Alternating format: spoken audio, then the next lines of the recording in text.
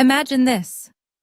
You're sitting in a 2 Michelin-star restaurant, surrounded by 17 of your father's wealthy friends and business partners, and right in the middle of the main course, he stands up, points directly at your face and declares, "You are a disgrace to this family." What would you do? Fight back? Walk out? Or sit quietly and smile? 3 months ago, my millionaire father orchestrated the most humiliating Thanksgiving of my life, leaving me with a $4,200 restaurant bill while his wealthy friends watched. But what started as my deepest humiliation became his greatest downfall, when 800 business elites witnessed his empire crumble at his own award ceremony. Hello, I'm Savannah Turner, 32 years old, and this is the story of how I taught my father a lesson he'll never forget. If you're watching this, please subscribe and let me know where you are watching from. My father, Travis Mitchell, built Mitchell Holdings into a $280 million real estate empire from the foundation his mother created. To the Boston business community, he was a visionary. To his family, he was a tyrant who measured love in dollar signs. I'd been the family disappointment for exactly 8 years, since the day I turned down the CFO position at his company to teach third grade at Whitmore Academy. My salary? $65,000 a year. My brother Marcus's salary as vice president? $2.3 million plus bonuses that could buy my entire apartment building. "You have a Harvard MBA?" Travis reminded me at every family gathering, his voice dripping with disgust. "And you waste it teaching children how to count to 10? The comparisons were relentless. At my cousin's wedding, Marcus just closed a $50 million deal. Savannah taught kids about butterflies. At Christmas dinner, Marcus bought a house in Beacon Hill. Savannah still rents. At my mother's birthday, at least one of my children understands ambition. Each insult was delivered with surgical precision, always in front of an audience. Travis didn't just want to hurt me. He wanted witnesses to my inadequacy. I'd learned to count the minutes at family events. On average, it took 12 minutes before someone mentioned my modest lifestyle, 15 before the salary comparisons began, and 20 before Travis delivered his signature line, "I didn't raise you to be ordinary." But here's what Travis never understood. I wasn't ordinary. I was patient. And for the past 6 months, I'd been documenting everything, every insult, every humiliation, every cruel comparison. My laptop held a folder labeled simply Insurance, containing 247 files that would soon rewrite our family's entire story. The pattern of emotional abuse stretched back years, each incident carefully orchestrated for maximum damage. On my 30th birthday, Travis handed me a check for $50,000 in front of 40 guests. "For your new life," he announced. "All you have to do is quit teaching and join the family business where you belong." When I tore it up, he told everyone I was too proud to accept help from family. Christmas 2022 was particularly brutal. Travis introduced me to his new business partners as my daughter, the one who chose poverty over prosperity. He actually used those words. Marcus stood there, uncomfortable but silent, wearing his $5,000 suit, while I stood in my Target dress, feeling like a charity case at my own family celebration. The invitation to this year's Thanksgiving dinner arrived via email with a postscript that made my stomach turn. "Dress appropriately this time. Try not to embarrass me in front of the Harrisons. They're considering a $30 million investment." So why did I still go? Why subject myself to another round of public humiliation? Because Linda Mitchell, my mother, had sent a separate text at 2 a.m. "Please come, sweetheart. It's getting worse. I need you there." And because my therapist had said something that finally clicked, "You keep going back hoping he'll change. But what if you went back to document who he really is?" October had marked a turning point. I'd started saving every email, recording conversations when legally allowed, screenshotting text messages. Travis's cruelty had become so routine, he'd gotten sloppy. He never imagined his disappointment daughter was building a case that would destroy everything he'd built on the backs of others. October 15th changed everything. While helping my mother with Travis's home office computer, he demanded she digitize old tax documents. I noticed discrepancies in the Q3 financial reports, numbers that didn't add up, transfers to offshore accounts labeled as consulting fees. My Harvard MBA might have been wasted on teaching, but I still knew fraud when I saw it. That same week, Rebecca Smith, Travis's executive assistant, sent me a text that made my hands shake. "We need to talk. Away from the office. It's about your father and things you need to know." We met at a Starbucks in Cambridge. Rebecca, usually so polished and professional, looked exhausted. "I've worked for your father for 4 years," she began, sliding a USB drive across the table. "I can't do it anymore. But I can't just quit either. He knows things about my family, threatens to destroy my career if I leave." The USB contained emails, recorded conversations, and photos that painted a picture of a man who wasn't just cruel to his family. He was corrupt to his core. Tax evasion totaling $3.2 million, forged signatures on contracts, and evidence of an affair that had been going on for 2 years, complete with company funds used for business trips to the Bahamas. "Why are you giving this to me?" I asked. "Because you're the only one who might actually do something with it," Rebecca replied. "Marcus won't. He's too dependent on the company. Your mother won't. She's too scared. But you've already lost everything he could take from you. That makes you dangerous." I looked at the USB drive, this tiny object that could topple an empire. 8 years of being called worthless, and I was about to prove my worth in a way Travis never saw coming. The cost of staying silent had been mounting for years, measured not just in dollars, but in damaged souls. My therapy bills alone totaled $12,000 over 3 years. Dr. Martinez had diagnosed me with complex PTSD from chronic emotional abuse. "Family trauma is particularly insidious," she'd explained, "because it comes from people who are supposed to love you unconditionally." My mother, Linda, had developed severe depression, though she hid it behind perfect makeup and designer clothes. I'd found her prescription bottles hidden in the guest bathroom. Xanax, Ambien, Prozac. The woman who once ran charity galas and painted watercolors now spent days in bed, emerging only when Travis demanded her presence as his perfect wife prop. Marcus, my once sweet little brother, had started mimicking Travis's behavior. Last month, he'd berated a junior employee until she cried, then bragged about it at Sunday dinner. "You have to show them who's boss," he'd said, sounding exactly like our father. His wife Sarah had pulled me aside afterward.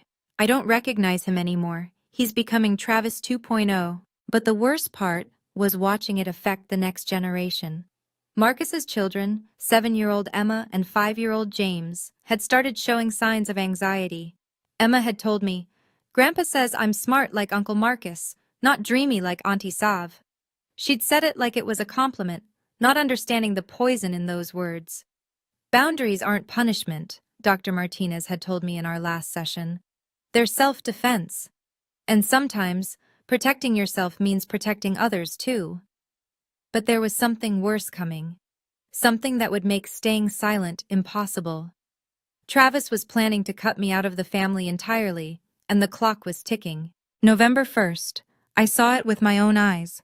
A draft of Travis's new will sitting on his desk when I'd stopped by to drop off Mom's medication.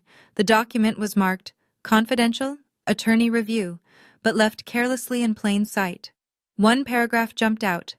"To my daughter, Savannah Marie Turner, who has chosen to reject the family legacy, I leave the sum of $1 as a reminder of the value she placed on her inheritance."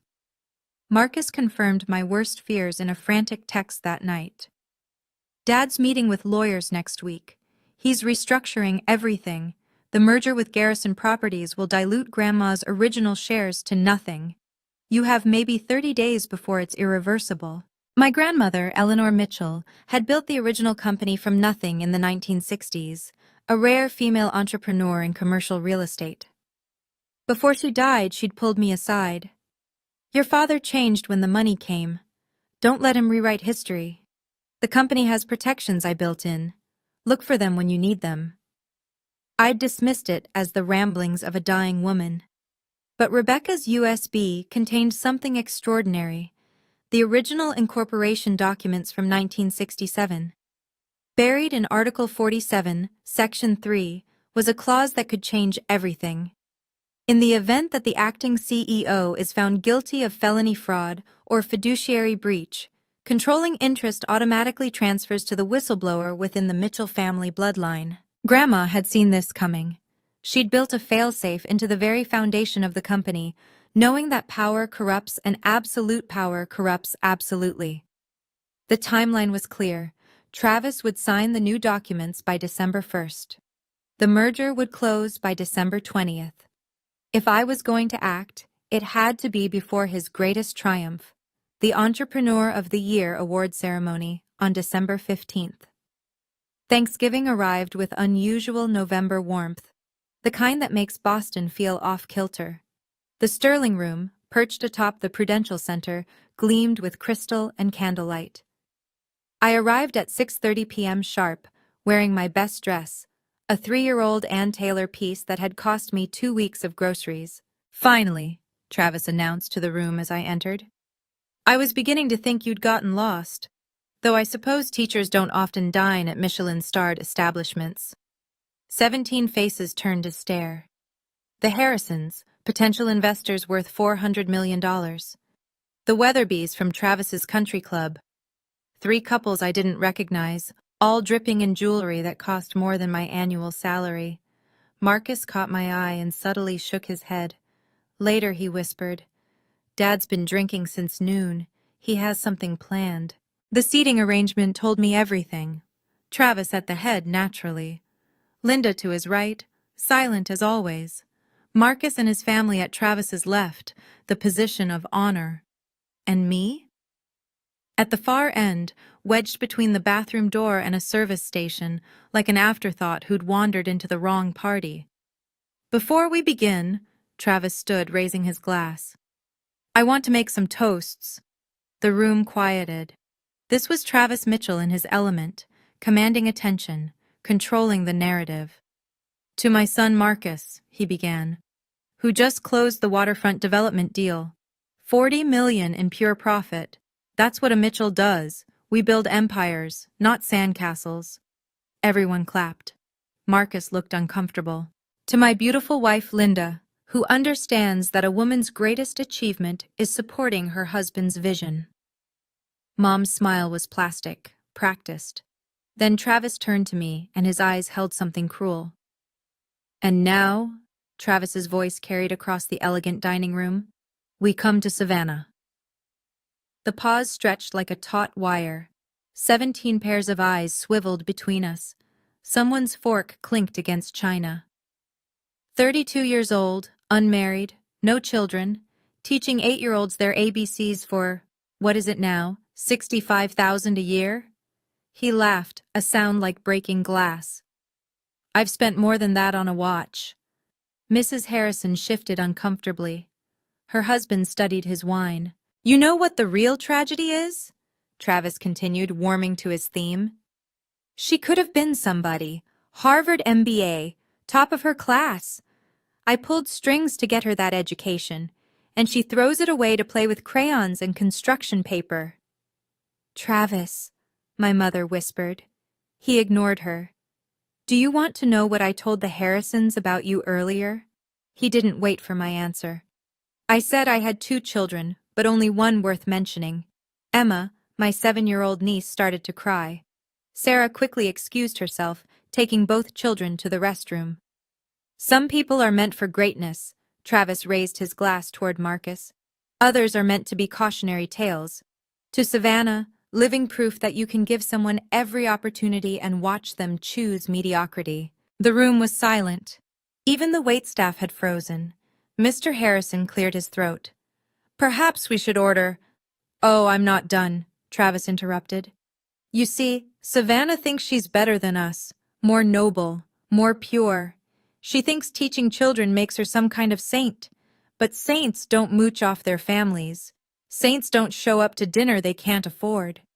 My hands were steady as I reached for my water glass. Inside, I was calculating. Every word was being recorded by my phone in my purse. Travis picked up the leather-bound menu and threw it at me.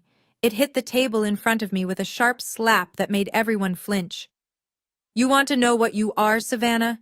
You're a disgrace to the Mitchell name. A complete and utter disappointment. Linda stood up. Travis, that's enough. Sit down, he roared. She sat. $40,000 a year for Harvard. $40,000 for 4 years. And this is what I get? A daughter who makes less than my gardener? He pulled out his wallet, extracted his black Amex, and slammed it on the table. Then, dramatically, he picked it back up. Actually, no. You want to be independent? You want to pretend you don't need the family money? Fine. This dinner, 17 people, premium wine selection, chef's tasting menu, it's probably what, 4,000? Maybe more? He smiled coldly. Consider it your graduation present, from the family, because after tonight, you're on your own. He stood, straightening his $3,000 suit. Everyone, we're leaving. Savannah will handle the check. After all, she's an adult with a job. Time she learned what the real world costs. Dad, Marcus started. This isn't... Now, Marcus, unless you want to join your sister in poverty. One by one, they stood. The Harrisons looked mortified. The Weatherbys whispered to each other. As they filed past, my mother slipped her credit card onto my lap under the table, tears streaming down her face. Travis paused at the door for his final blow. A daughter like you should be grateful I even let you sit at my table. Don't bother coming to Christmas. As the door closed behind them, I noticed Rebecca Smith hadn't left immediately. She lingered for exactly 30 seconds, made eye contact, and mouthed, December 15th. Alone in the sudden silence of the Sterling room, I stared at the check the waiter discreetly placed before me. 4,050 salins. 2 months of my take-home pay for one dinner designed to humiliate me. I pulled out my phone. 47 unread emails waited in a folder labeled Evidence. Each one meticulously forwarded from Rebecca over the past 6 months. Contracts with forged signatures. Invoices for services never rendered. Wire transfers to accounts in the Cayman Islands. A new text appeared from Eleanor Hayes, senior partner at Sterling & Associates.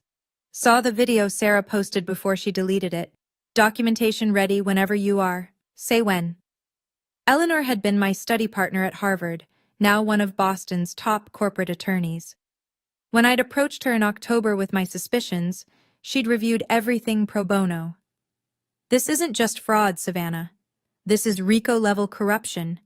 Your father built his empire on criminal foundations. I opened my laptop, connecting to the restaurant's Wi-Fi. The folder called Insurance contained everything. 247 files organized into subfolders. Tax evasion, fraud, embezzlement, witness testimony. 6 months of careful documentation while pretending to be the family failure. The centerpiece was a screenshot from Mitchell Holdings' internal system, showing a $3.2 million discrepancy between reported earnings and actual transfers. Rebecca had risked everything to get it, using her admin access one night when Travis was at his club. I looked at the bill again, then at my mother's credit card. I pushed the card aside and pulled out my own. As I signed the receipt, I thought, this is the best $4,267 I'll ever spend. It's the price of my freedom and the down payment on justice. My phone buzzed. Marcus. I'm sorry, I should have said something. I typed back, you'll have your chance, December 15th. What Travis never knew was that I wasn't alone in this fight. Over the past 2 years, 5 of his employees had quietly reached out, each with their own story of abuse and their own evidence to share. William Hayes, Eleanor's father, and Mitchell Holdings' CFO, until Travis forced him out in 2019, had kept copies of every suspicious transaction from his tenure. Your grandmother hired me in 1987, he'd told me over coffee. I watched your father destroy everything she built. I've been waiting for someone brave enough to stop him. Rebecca Smith wasn't just collecting emails. She had 2 gigabytes of recorded conversations, legally obtained in Massachusetts's one-party consent state. "Your father forgets I'm in the room," she'd explained. "He says things in front of me like I'm furniture, criminal things." Then there was Jennifer Walsh from accounting, who Travis had sexually harassed for years. Michael Torres from legal, who'd been ordered to forge documents. David Park from IT, who'd been instructed to delete incriminating files but kept copies instead. But the most surprising ally was someone I'd never expected. 3 weeks ago, my mother had called me, crying. "I found something," she'd whispered, "in your grandmother's safety deposit box. She left it for you, but I kept it hidden. I was too scared. But after tonight, you need to see this." It was a notarized letter dated 6 months before Grandma's death. "To my granddaughter, Savannah, your father has lost his way. The company I built was meant to create homes for families, not destroy them. If Travis ever threatens the family's legacy through criminal action, use the provision in Article 47. I put it there for you. Love, Eleanor Mitchell." She'd known. Somehow, she'd known it would come to this. The morning after Thanksgiving, Travis's cruelty reached new heights. He posted a family photo on LinkedIn, all 17 people from dinner, expertly photoshopped to remove me entirely. The caption read, "Grateful for successful family members who understand that legacy means earning your place at the table. Mitchell Holdings continues because we don't accept mediocrity. #family business, #success, #no participation trophies." Within 3 hours, it had 2,147 likes and 186 comments, mostly from Boston's business elite, praising Travis's tough love and high standards. Someone wrote, "This is why Mitchell Holdings dominates. No room for weakness, even in family." Marcus had been tagged, along with his official title and salary range. My absence was deliberate, surgical, a public erasure that said more than words ever could. Then the screenshots started arriving in my inbox. Parents from Whitmore Academy had seen the post. "Is this about you?" asked Jennifer Cartwright, whose daughter was in my class. Another parent, Robert Stein, was more direct. "If your own father doesn't respect you, why should we trust you with our children?" The principal called me at home. "Savannah, I need you to understand the position this puts the school in. We have several Mitchell Holdings executives on our board, and they're concerned." But the cruelest message came from someone unexpected. Rebecca Smith forwarded me an internal company email Travis had sent to all 847 employees. "As we approach the holidays, remember that Mitchell Holdings maintains the highest standards in all aspects. This includes our associations. Anyone who fails to meet these standards, professionally or personally, has no place in our organization. This applies to everyone, including family." He'd weaponized his own company against me, turning 847 people into witnesses of my humiliation. December 2nd brought the final insult. Travis sent a family-wide email with the subject line, "Entrepreneur of the Year Gala, Mandatory Attendance." "Family," it began, though I noticed my email was in BCC, not the main recipient list. "As you know, I'll be receiving the New England Entrepreneur of the Year Award on December 15th at the Boston Convention Center. This is the culmination of 40 years building Mitchell Holdings into the empire it is today. Attendance is mandatory for all family members who wish to remain in good standing." He'd CC'd 43 business partners, making it a public summons. Then, at the bottom, visible only to me, "P.S. You're not invited, Savannah. Security will have your photo. Don't embarrass yourself by trying to attend." The gala was Travis's Super Bowl, his coronation. 800 of New England's most powerful business figures would watch him receive the highest honor in regional commerce. 3 news stations would broadcast it live. The governor would deliver remarks. I hit reply all. "Congratulations, Dad. See you there." Within minutes, my phone rang. Travis screaming, "You think this is a game? You show up and I'll have you arrested for trespassing. On what grounds? I asked calmly. It's a public event at a public venue. I'll buy my own ticket. Tickets are $5,000 each and sold out months ago. Then it's fortunate that Whitmore Academy's board director, Mrs. Catherine Whitmore herself, is a platinum sponsor with a table for 12. She's already invited me as her personal guest. The silence stretched so long I thought he'd hung up. Then, in a voice like ice, "You're going to regret this." "No, Dad. For the first time in my life, I don't think I will." December 7th, I sat in the conference room of Sterling & Associates, surrounded by evidence that could destroy an empire. Eleanor Hayes had assembled a team of 3 attorneys, all working pro bono, after reviewing the documentation. "This is bulletproof," Eleanor said, spreading the 312 pages across the mahogany table.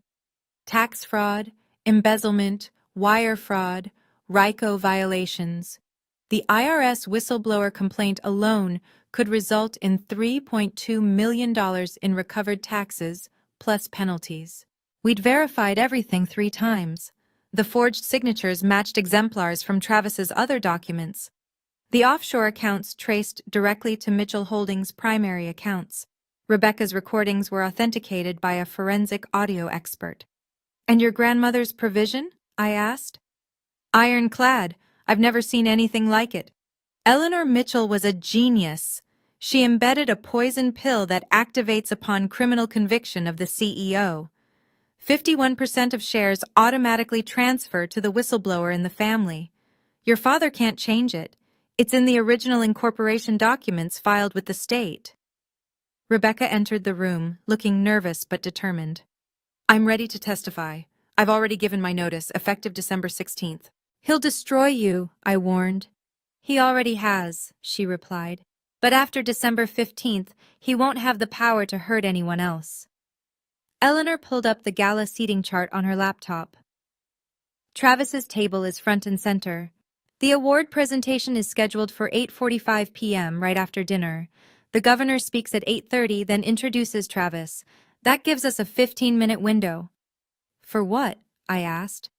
For the Massachusetts Attorney General and IRS Criminal Investigation Division to serve him with papers. They'll be our guests at Mrs. Whitmore's table. Everything was in place. The evidence, the witnesses, the legal framework. All we needed was the stage. December 15th arrived with a winter storm warning that never materialized, as if nature itself wanted a clear view of what was about to unfold. The Boston Convention Center glowed against the harbor, its glass facade reflecting the city lights like diamonds. I arrived at 7:00 p.m. sharp, wearing a black cocktail dress I'd bought specifically for this moment. Not expensive, but impeccable. Eleanor Hayes flanked my right, briefcase in hand. Mrs. Catherine Whitmore, my unexpected champion, stood at my left.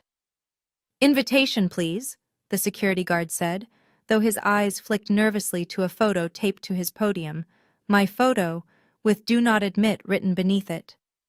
Mrs. Whitmore stepped forward. She's with me, Catherine Whitmore, Platinum Sponsor, Table 3.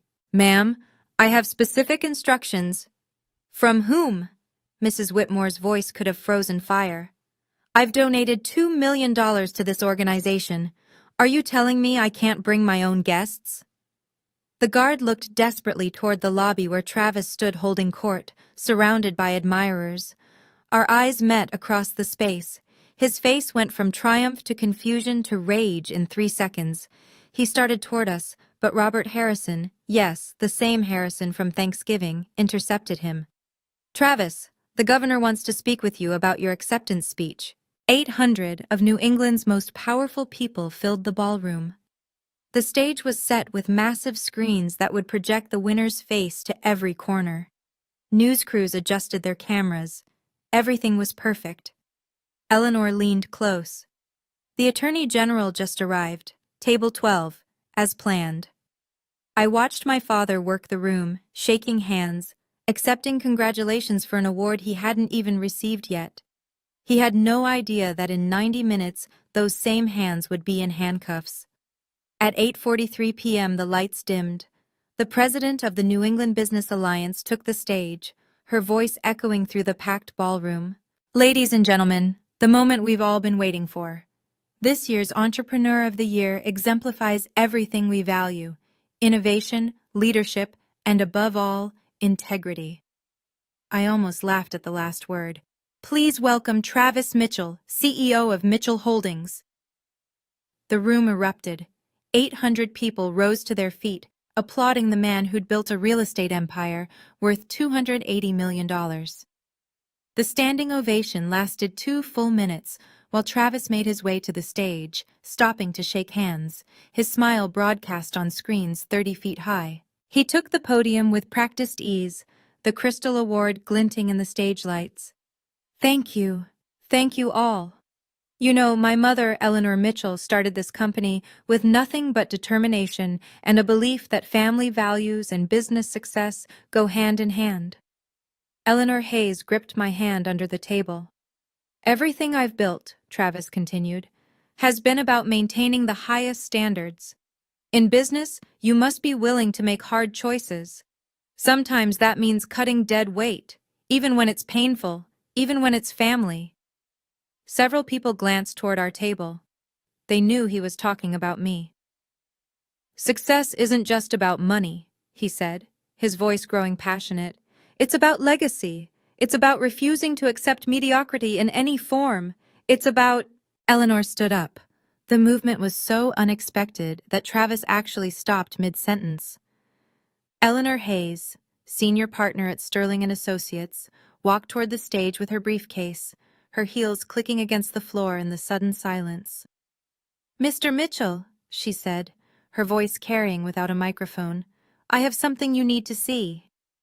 I'm sorry to interrupt, Eleanor said, now standing at the base of the stage, but there's a legal matter that requires immediate attention. Travis laughed nervously. This is hardly the time. I'm afraid it is. Eleanor turned to the event president. May I use the screens? This concerns everyone here who does business with Mitchell Holdings. Before anyone could object, Eleanor's assistant had connected a laptop to the projection system. The first slide appeared 30 feet high. Mitchell Holdings, Forensic Accounting Investigation. The room gasped collectively. What the hell is this? Travis snarled into the microphone. The next slide showed spreadsheets, bank statements, highlighted discrepancies, $3.2 million tax fraud, evidence summary. This is slander, Travis shouted. Security! But security didn't move. The Attorney General had stood up at table 12, badge visible. Eleanor continued calmly. These documents show systematic tax evasion from 2019 to 2024, offshore accounts in the Cayman Islands, falsified invoices, forged signatures on state contracts. The slides kept coming. Email threads between Travis and his accountant discussing hiding the Delaware transfers, wire transfer receipts to shell companies. Rebecca's recorded conversations began playing through the speakers, Travis's own voice discussing how to bury the evidence. Turn it off, Travis screamed, but the tech crew seemed frozen. Then came the photos. Travis and Rebecca in the Bahamas, charged to the company as a client meeting, hotel receipts, credit card statements showing personal expenses hidden as business costs. The room had gone from celebration to chaos in 3 minutes. News cameras swung toward the screen, broadcasting the evidence live. Phones came out as 800 business leaders documented the collapse of Travis Mitchell. IRS Criminal Investigation Division, a voice announced from the back. Mr. Mitchell, please step down from the stage. Travis tried to run, but there was nowhere to go. The stage had only one exit, and 2 IRS agents now stood there, badges displayed. The cameras kept rolling, broadcasting his panic to 3 local news stations. Eleanor clicked to the next slide. Violation of fiduciary duty, Article 47, Section 3, Mitchell Holdings Incorporation documents. My grandmother's provision appeared on screen, highlighted in yellow. The room fell silent as 800 people read the clause that would transfer majority ownership to the whistleblower. That's ancient history, Travis shouted. It doesn't apply. Actually, it does, Eleanor turned to face the audience. Savannah Turner provided all this evidence. According to the company's founding documents, she now controls 51% of Mitchell Holdings. The silence was deafening. Then, from table 1, Linda Mitchell stood up. "I want a divorce," she announced, her voice carrying across the ballroom. "Tonight, before you're arrested and try to hide assets." "Linda, sit down. I've been recording you too, Travis. Every threat, every affair, every time you moved money to accounts you thought I didn't know about. My lawyer has everything." Marcus stood next. "I'm resigning as vice president, effective immediately. I won't be part of this anymore." "You ungrateful!" Travis started toward Marcus, but the IRS agent stepped forward. "Mr. Mitchell, you're under arrest for tax evasion, wire fraud, and conspiracy. You have the right to remain silent." As they cuffed him, Travis's eyes found mine across the room. The rage there could have melted steel. "You did this!" he screamed. "You destroyed everything!" I stood slowly, my voice steady and clear. "No, Dad, you did. I just showed everyone who you really are." The cameras captured everything. The handcuffs, the fury, the complete reversal of fortune in front of everyone who'd ever mattered to him. The legal consequences were swift and merciless. As Travis was led out in handcuffs, the president of the New England Business Alliance took the microphone. "The board will be holding an emergency meeting. Effective immediately, Travis Mitchell is stripped of this award and banned from all future events."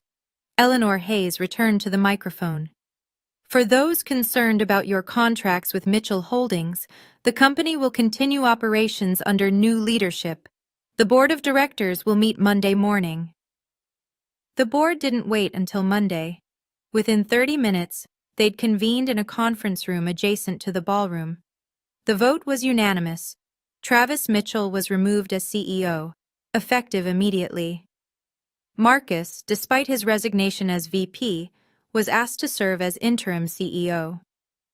"I'll do it," Marcus announced, "but only if Savannah agrees to serve as chairman of the board." The 51% share transfer was automatic. Grandma's clause was airtight. The company lawyer confirmed it on the spot. Per Article 47, Section 3, upon criminal charges for fiduciary breach, majority ownership transfers immediately to the reporting family member. Savannah Turner now controls Mitchell Holdings. The IRS agents had been thorough. They'd frozen Travis's personal accounts that night, preventing him from hiding assets. The forensic accountants would later find $8.7 million in unreported income and $3.2 million in direct tax evasion. "The whistleblower reward alone will be substantial," the lead agent told me, "possibly 10 to 30% of recovered funds." But the most satisfying moment came when Robert Harrison approached our table. "Ms. Turner, I owe you an apology and a thank you. We were about to invest $30 million with your father. You saved us from a criminal enterprise." By midnight, 23 missed calls lit up my phone. All from Travis, all from jail. By the time I got home at 1 a.m., the news had exploded across Boston. Mitchell Holdings CEO arrested at own award ceremony dominated every local news site. The video of Travis screaming, "You did this," had already garnered 847,000 views on Twitter. Within 20 minutes of the arrest, 47 business partners had called Mitchell Holdings' emergency hotline to suspend their contracts pending review. The stock price, in after-hours trading, plummeted 34% before stabilizing when Marcus announced he would honor all legitimate contracts. The Boston Business Journal ran a special digital edition at 2 a.m. Empires Fall: How a Teacher Toppled a $280 million Real Estate Dynasty. They'd somehow gotten a photo of me at the gala, standing calm while chaos erupted around me. Travis's Country Club released a statement by 3 a.m. Effective immediately, Mr. Travis Mitchell's membership has been revoked for conduct unbecoming of our institution's values. Rebecca Smith called at 4 a.m. from an FBI field office. "I've been wearing a wire for 3 months," she revealed. "The FBI approached me after you started gathering evidence. Travis threatened a federal judge's family over a zoning dispute. They needed someone inside." The U.S. Attorney's Office released a statement at dawn. This investigation has been ongoing for 6 months. We thank Ms. Turner for her courage in coming forward. Without whistleblowers, white-collar crime would go unpunished. By morning, Travis's fall was complete. Every news station led with the story. The Herald's headline was brutal.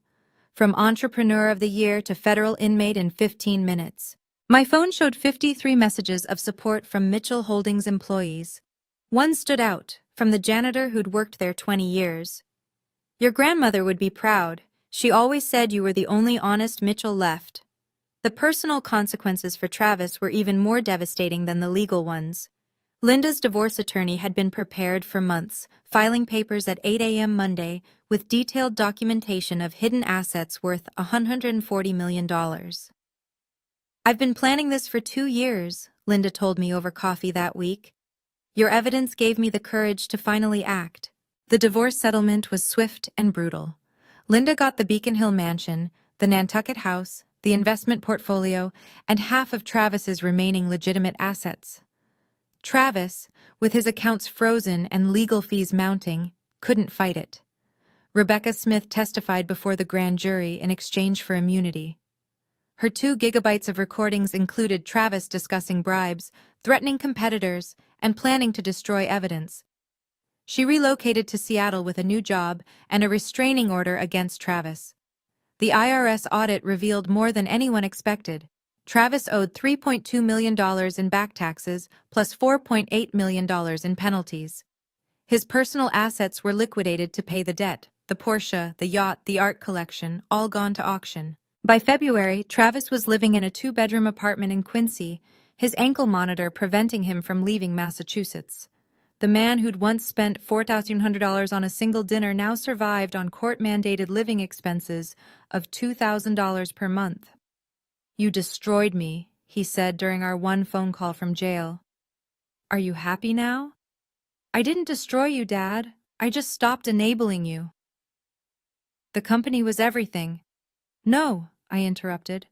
The company was Grandma's. You corrupted it.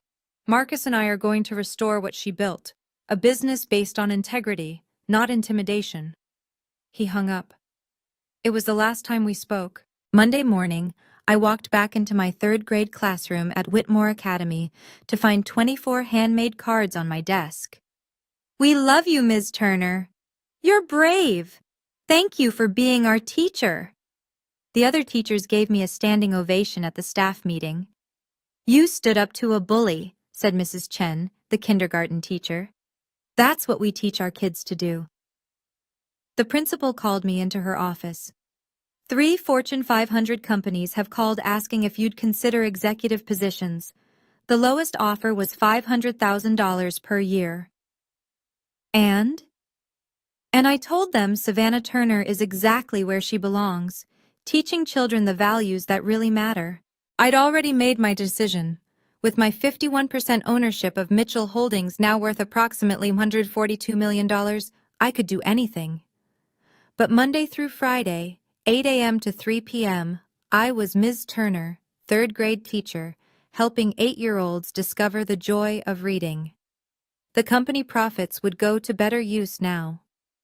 I established the Eleanor Mitchell Education Foundation with an initial endowment of $50 million. Every teacher in Massachusetts could apply for classroom grants.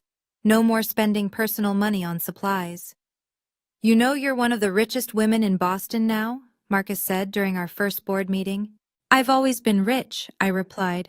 I had a grandmother who loved me, students who need me, and the courage to stand up for what's right. Dad never understood that wealth isn't measured in dollars.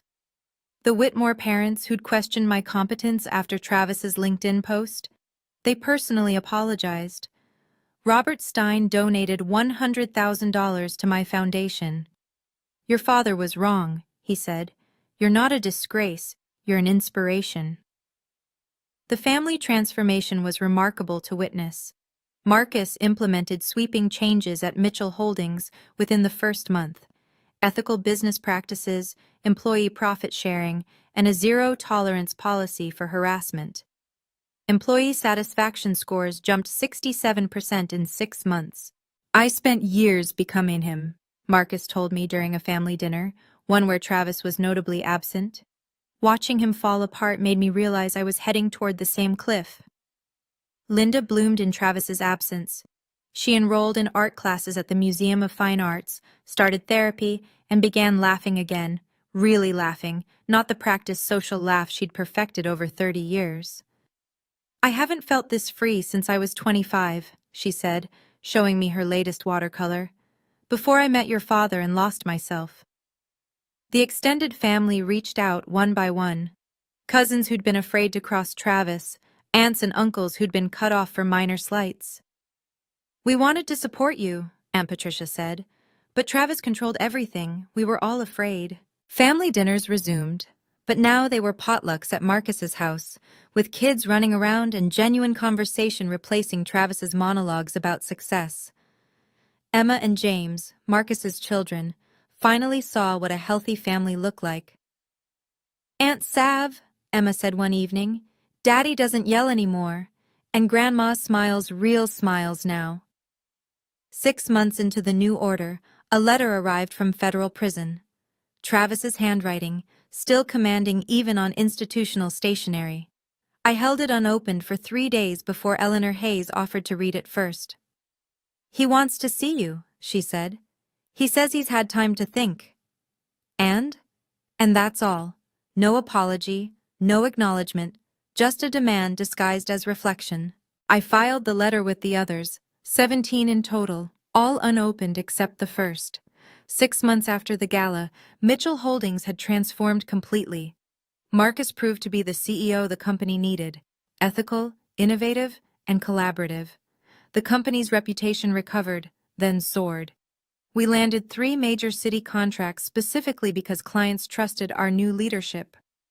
Revenue is up 12%, Marcus reported at our quarterly board meeting, but more importantly, we haven't had a single ethics complaint. Employee turnover dropped to nearly 0. The anonymous surveys showed something remarkable. People actually loved working for Mitchell Holdings now. It's like a completely different company, one employee wrote. We can finally be proud of where we work. I established the Savannah Turner Scholarship Fund, providing full Harvard tuition for teachers pursuing advanced degrees. The first recipient was a kindergarten teacher from Roxbury who wanted her MBA to start an education nonprofit. Travis was sentenced to 3 years in minimum security federal prison, with possibility of parole in 18 months. The judge called his crimes a betrayal of business ethics and family trust on a staggering scale. The company therapist we'd hired for employees revealed something interesting. 15 people have come forward with stories of Travis's abuse over the years. You weren't just saving yourself, you saved all of them too. My therapy sessions with Dr. Martinez took on a different tone. You're not trying to survive anymore, she observed. You're learning how to thrive. The $4,200 restaurant receipt sat framed in my home office, a reminder of the night everything changed. Below it, I'd added a plaque. The cost of freedom is always worth paying. But the biggest change was internal. For the first time in my life, I didn't wake up dreading family obligations or questioning my worth. I'd chosen myself, and that choice had rippled outward, freeing everyone Travis had trapped in his toxic orbit. Establishing boundaries with the family required careful architecture, like building a house that could weather any storm. I wrote them down, had them notarized, and sent copies to every family member. First, no discussion of salaries, net worth, or financial comparisons at family gatherings. We measure success by happiness, not bank accounts, the document stated. Second, every career choice deserves respect. Whether you're a CEO or a teacher, a doctor or an artist, your worth isn't determined by your paycheck. Third, public humiliation results in immediate exclusion from family events. No exceptions, no second chances in the same year. Fourth, participation in family therapy was mandatory for anyone wanting access to family trust funds. Healing isn't optional, I explained. It's the price of admission to our new family culture. Fifth, children would be protected from adult conflicts. No more using them as pawns or exposing them to toxic dynamics. The response was mixed but telling. Marcus embraced every rule. Linda cried with relief. Some cousins pushed back. "This feels controlling," one said. "No," I replied. "Controlling was Travis demanding we all worship his success. This is protective. There's a difference." Uncle Richard, Travis's brother, surprised everyone by saying, "I've waited 40 years for someone to stand up to him." These rules should have existed when Mom was alive. The monthly family therapy sessions, led by Dr. Patricia Reeves, became sacred time. Even skeptics admitted they felt safer with professional guidance navigating our complex dynamics. "Boundaries aren't walls," Dr. Reeves explained to the group. "They're property lines. They tell people where they can and cannot step. Savannah hasn't locked you out. She's shown you how to enter respectfully." 3 months in, even the resistors had come around. The family was smaller. Some chose Travis's side, but it was healthier. Looking back, the math was simple and devastating. The cost of standing up to Travis, one $4,200 restaurant bill, 6 months of secret evidence gathering, and the complete destruction of a relationship that had been toxic from the start. What I gained: freedom from emotional terrorism, $142 million in company ownership, respect from 800 business leaders who witnessed my courage, and most importantly, the knowledge that my worth was never dependent on Travis's approval. What I lost: nothing of value. The father who'd humiliated me wasn't worth keeping. The family members who chose his side were revealing their own character, not judging mine. What I found: a mother who could finally breathe, a brother who remembered how to be kind, nieces and nephews who would grow up without fear, and a community of supporters I never knew existed. The lesson was crystalline. Sometimes burning bridges doesn't leave you stranded. It lights the path forward. Every relationship Travis had torched in his pursuit of dominance became a beacon guiding me toward justice. I kept his final voicemail, sent the day before his sentencing. "You may have won this round, but you'll never be anything more than a teacher. You'll never be what I was." He was right. I would never be what he was: a criminal, an abuser, a man so empty that he needed to destroy others to feel powerful. I would be what Grandma Eleanor had been: honest, principled, and brave enough to stand against tyranny, even when it wore a familiar face. Every Thanksgiving since, our smaller, healthier family raises a toast: to boundaries, to truth, and to choosing ourselves. The $4,200 receipt hangs in my office, not as a symbol of humiliation, but as proof of purchase for the most valuable thing I ever bought: my freedom. To everyone watching who recognizes themselves in this story, who sits at family dinners counting the insults, who's been told they're not enough by people who should love them unconditionally, I need you to hear this. Your worth is not negotiable. Boundaries aren't about punishment. They're about protection. When I cut Travis out of my life, I wasn't being cruel. I was being clear. Some people earn access to your life through respect and love. Others forfeit it through abuse and manipulation. Family doesn't exempt anyone from basic human decency. You don't owe loyalty to people who publicly humiliate you. You don't owe forgiveness to those who never apologize. You don't owe access to anyone who treats your presence like a burden and your absence like a victory. It's never too late to choose yourself. I was 32 when I finally stood up to Travis. Some of you might be 22, some 62. The age doesn't matter. The courage does. Document everything. Build your support network. Find your Eleanor Hayes, that one friend who believes you deserve better. Trust that when you finally stand up, others will stand with you. I discovered 15 employees who'd been waiting for someone to go first. Maybe you'll be that person for someone else. The path isn't easy. There will be moments when you question everything, when the familiar dysfunction seems easier than the unknown freedom. Push through. The other side of fear isn't emptiness, it's peace.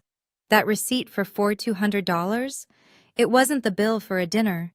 It was the price of admission to my new life. And honestly, it was a bargain.